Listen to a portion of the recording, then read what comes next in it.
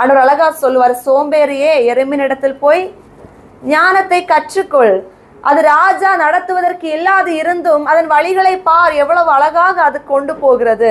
கோடை காலத்துல அழகா உணவை சேமிச்சு வைக்குது, மழை காலத்துல உணவு சேமிக்க போக முடியாது என்று தெரிந்து ஏற்கனவே சேமித்து வைத்த உணவை மழை காலத்துல பிரயோஜனப்படுத்திக் கொள்ள. ஆனா மனுஷன் நீங்க எப்படி இருக்கிறீங்க? நம்ம பார்த்தவர் கேட்கிறாரு, நான் உங்களுக்கு தான் இந்த உலகத்துல விசேஷமா படைத்ததே மனிதர்களாகிய நம்மை தானா.